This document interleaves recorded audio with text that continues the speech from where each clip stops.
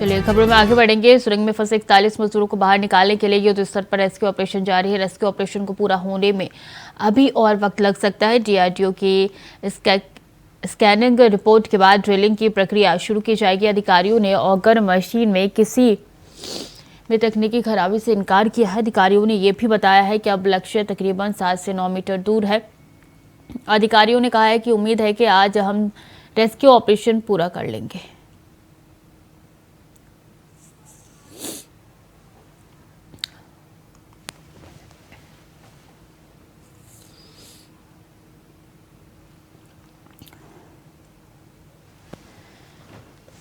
अभी कैंतुरा ज्यादा जानकारी के साथ जुड़ चुके हैं। अभी देखिए धीरे धीरे वक्त आगे बढ़ता है और सबकी धड़कन जो है वो तेज होती जा रही है कि कब वो पल आएगा जब 41 जाने बाहर आएगी टनल से।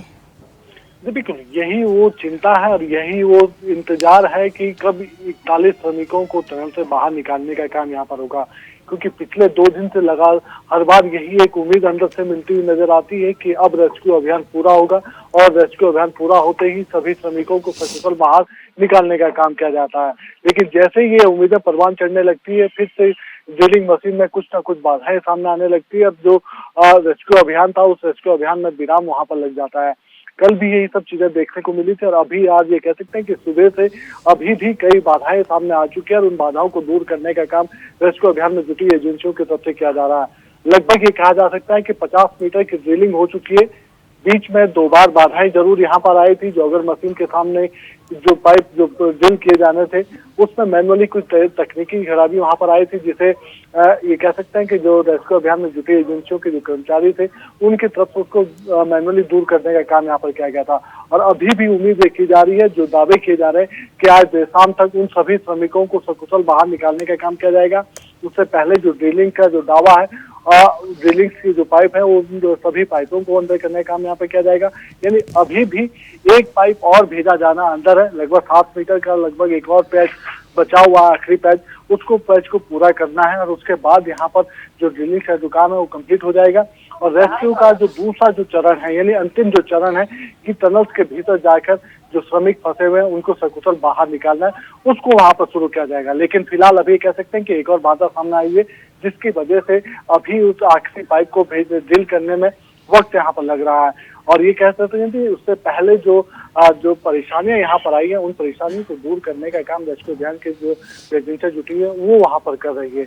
लेकिन अभी भी ये कह सकते हैं कि जो पीएमओ कार्यालय के जो प्रमुख अधिकारी हैं भास्कर खुले जी, उनकी तरफ से दावा किया गया कि आज इस रेस्क्यू अभियान को कंप्लीट कर लिया जाएगा और जो मजदूर अंदर टनल के भीतर फंसे उन सभी को सकुशल बाहर निकाला जाएगा। मुख्यमंत्री पुष्कर सिंह धामी अब से कुछ देर पहले ये कह सकते हैं कि अपने सरकारी प्रोग्राम के लिए हरिद्वार जनपद के लिए रवाना हुए हैं, लेकिन अभी जो सूत्र बता रहे हैं ये कि मुख्यमंत्री पुष्कर सिंह धामी दोपहर बाद तक यहाँ पर पुनः वापस यहाँ सिलकारा पहुंचेंगे और इस रेस्क्यू अभियान की जानकारी यहाँ पर लेंगे, क्योंकि उनके दिशा निर्देश में वो लगातार इन सब चीजों की बातचीत यहाँ पर कर रहे हैं, अधिकारियों को दिशा निर्देश यहाँ पर दे रहे हैं और जो रेस्क्यू अभियान में काम किए जा रहे हैं उसकी पल पल की जानकारी प्रधानमंत्री नरेंद्र मोदी को देने का काम भी मुख्यमंत्री पुष्कर सिंह धामी यहाँ पर कर रहे हैं। तो ऐसे में समझा जा सकता है कि सिलकारा टनल के भीतर जो रेस्क्यू अभियान पिछले 12 दिनों से चल रहा था वो अब अपने अंतिम पड़ाव पर है, जिसमें उम्मीद है कि अब से कुछ देर बाद यानी लगभग 4 से 5 घंटे के भीतर उस रेस्क्यू अभियान को यहाँ पर कंप्लीट कर लिया जाएगा और जो श्रमिक अंदर फंसे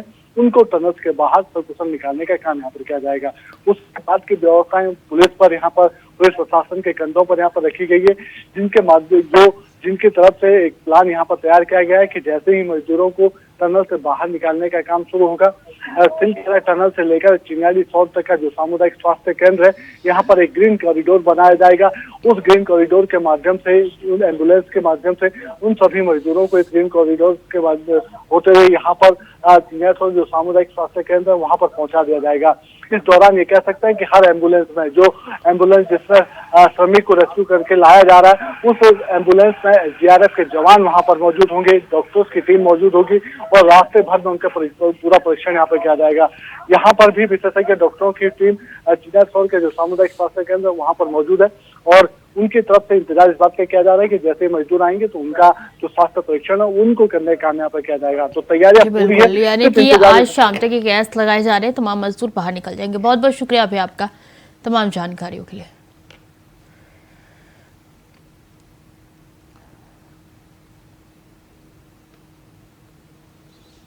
और उत्तरकाशी सुरंग मामले में रेस्क्यू ऑपरेशन जारी है। इस मामले में अभी तक क्या क्या हुआ ये आपको ग्राफिक के माध्यम से हम चलिए बता देते हैं। तो ये पूरी शुरुआत जो है 12 नवंबर से हुई, जहां टनल के अंदर तमाम 41 जिंदगियां फंस गई और 13 नवंबर को उनको फूड की सप्लाई की गई। कर्मचारियों से संपर्क किया गया, ऑक्सीजन उनको भेजा गया, फूड की सप्लाई उनको की गई। 14 नवंबर पे आ जाते हैं। मलबा गिरने से रेस्क्यू काम में दिक्कतों का सामना करना पड़ा लगातार। और बता दें कि 15 नवंबर को मलबा गिरने से रेस्क्यू काम में दिक्कत आई। 15 नवंबर हो 14 नवंबर हो, लगातार मलबा गिर रहा था, जिसके बाद रेस्क्यू काम में दिक्कत आनी शुरू हुई। कर्मचारियों ने घर वालों से बातचीत की, जो मजदूर अंदर फंसे हैं उनके घर वालों से, उनके परिजनों से उनकी बातचीत कराई गई। और फिर अगले दिन 2 मजदूरों की तबीयत बिगड़नी शुरू हो गई, जिनको दवा भेजा गया टनल में पाइप के माध्यम से। उसके बाद इंदौर से मंगाई गई रेस्क्यू मशीन मंगाई गई रेस्क्यू के लिए। 19 नवंबर की बात कर लीजिए, 5 मोर्चे पर 6 एजेंसियों का रेस्क्यू किया गया और ऐसे में ये एजेंसियां जो है लगातार कार्य कर रही है। 20 नवंबर को 80 मीटर की ऊंचाई से वर्टिकल होल किया गया, जिससे मजदूरों को निकालने में सहायता प्राप्त हुई। और 21 नवंबर को टनल में फंसे मजदूरों का पहला वीडियो सामने आया, जिसमें सबके सब सुरक्षित नजर आ रहे थे।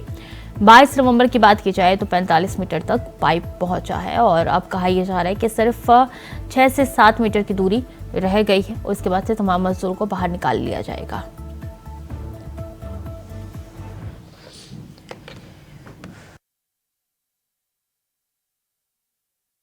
और साहिबागंज में सीबीआई की 4 सदस्यीय टीम मंडरो अंचल के सिमरिया मौज नींबू पहाड़ पर हुए अवैध खनन की जांच के लिए पहुंची। बता दें कि 3 दिन पहले ही सीबीआई ने केस दर्ज किया था। इससे पहले कोर्ट के आदेश पर 24 अगस्त को सीबीआई नींबू पहाड़ पहुंची थी।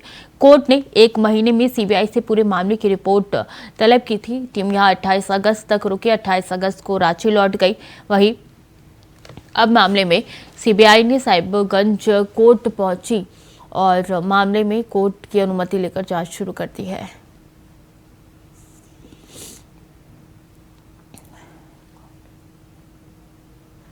राकेश कुमार स्टेट हेड हमारे साथ जुड़ चुके हैं। राकेश जी, पूरा मामला है क्या और इसमें जांच कितने आगे तक बढ़ी है?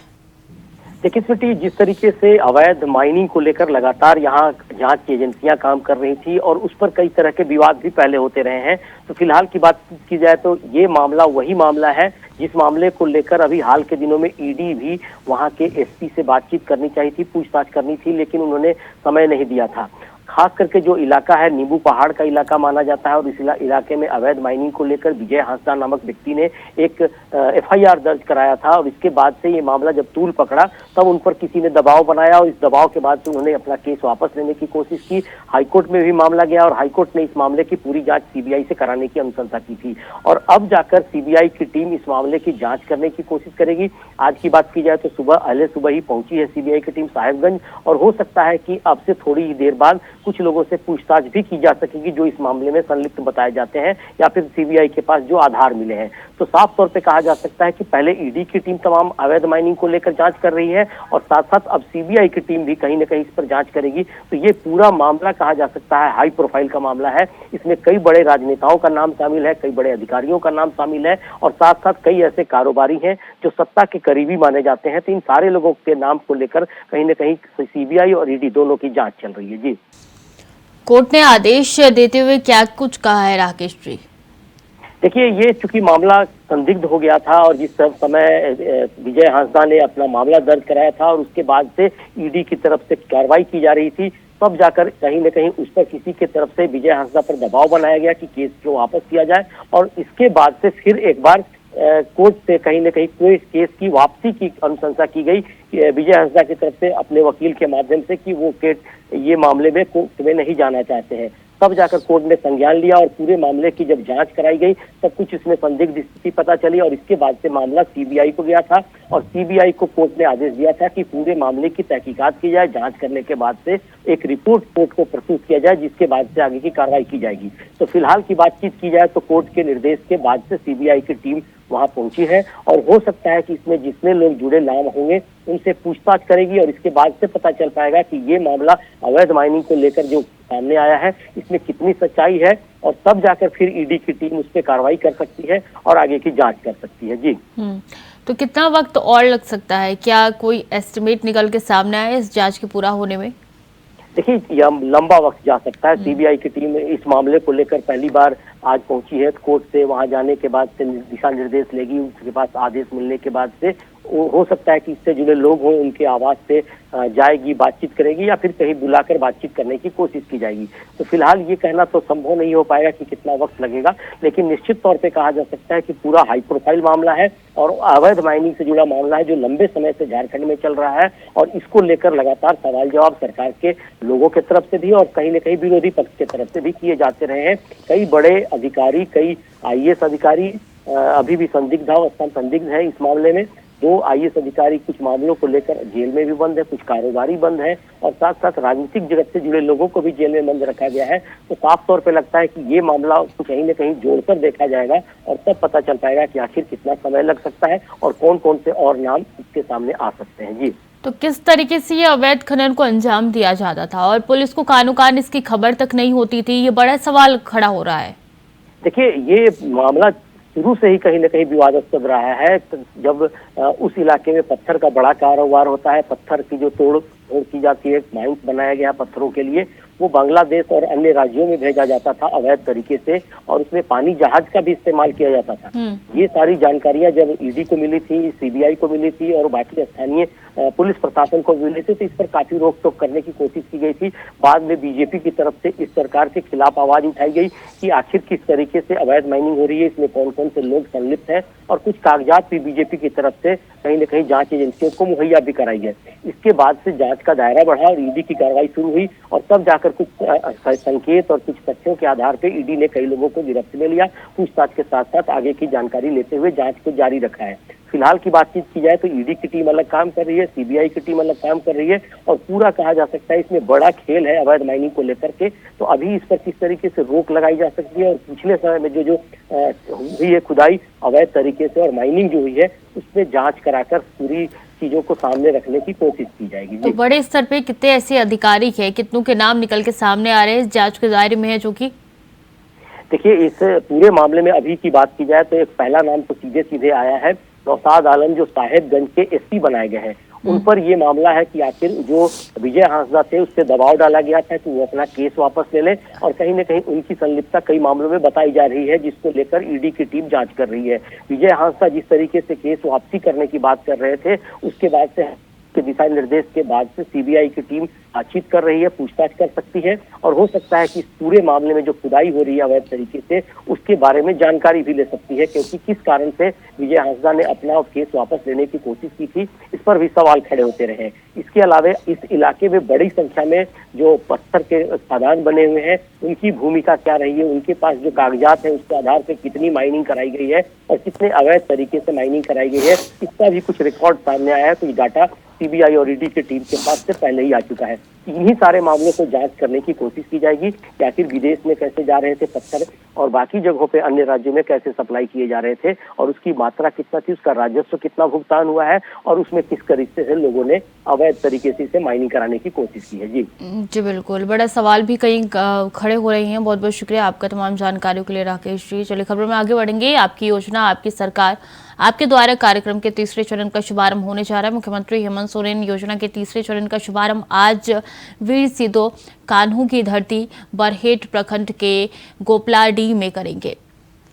इसके पूर्व मुख्यमंत्री भीग नाड़ी स्थित अस्थायी हेलीपैड पर हेलीकॉप्टर से आएंगे, जहां से सड़क मार्ग की तरफ से वो पहले भोगनाडीह स्थित सीदो कान्हू पार्क जाएंगे, जहां शहीदों की प्रतिमा पर माल्यार्पण करने के बाद सड़क मार्ग से कार्यक्रम स्थल गोपालडीह फुटबॉल मैदान जाएंगे, जहां वो सरकार की आपकी योजना, आपकी सरकार, आपके द्वारा कार्यक्रम के तीसरे चरण के अलावा सरकार के अन्य लोक कल्याणकारी योजनाओं का शुभारंभ करेंगे। यहाँ उनके करीब 2 घंटे का कार्यक्रम प्रस्तावित है, जहाँ का कार्यक्रम खत्म होने के बाद मुख्यमंत्री पाकुड़ जिला जाएंगे और कार्यक्रम में शिरकत करेंगे।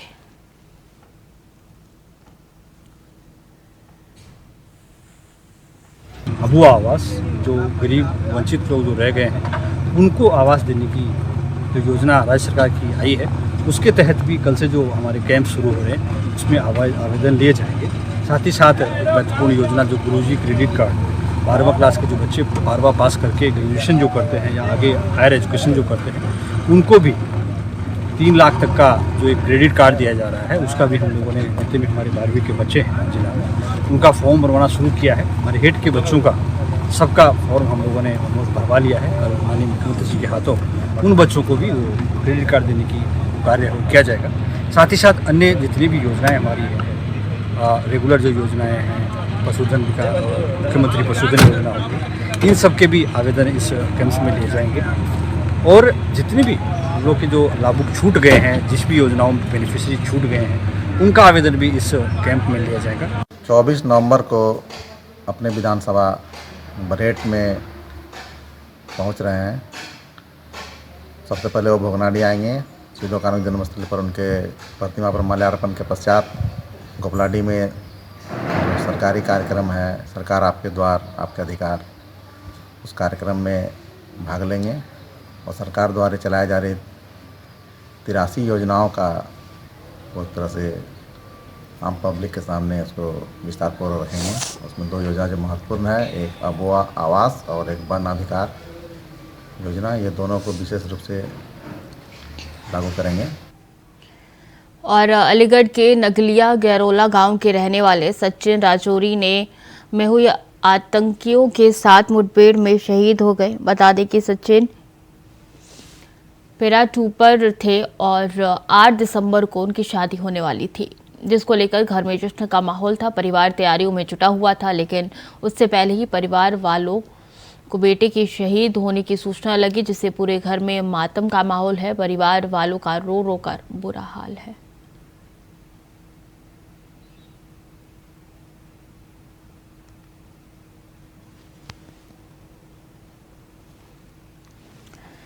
तो 8 दिसंबर को सचिन की शादी होने वाली थी लेकिन उससे पहले ये खबर घर वालों को लगी जिसके बाद से खुशी का माहौल मातम में परिवर्तित हो गया। और बता दें कि शहीद हो गए सचिन। मोहम्मद शहनवाज ज़्यादा जानकारी के साथ जुड़ चुके हैं। शहनवाज, कब तक पार्थिव शरीर आएगा, क्या कुछ जानकारी है? Thanks for your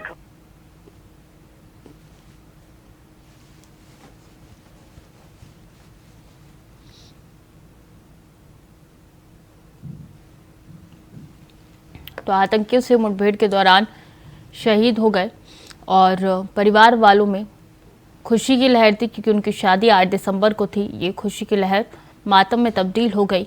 बता दें कि सचिन जो है वो शहीद हो चुके हैं और आतंकियों से मुठभेड़ के दौरान ये पूरा हादसा हुआ है जिसके बाद से परिजनों का रो रो कर बुरा हाल है।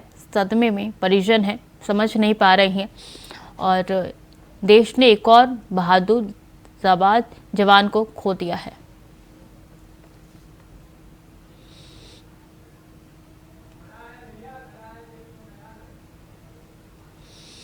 जामताड़ा के थाना करमाटंड में एक फेरी वाले से हुई लूट के मामले में पुलिस ने 2 घंटे के अंदर आरोपियों को गिरफ्तार किया। बता दें कि पुलिस ने इस मामले में आरोपियों को गिरफ्तार किया। साथ ही पुलिस ने आरोपियों पर मामला दर्ज कर कार्रवाई शुरू कर दी है।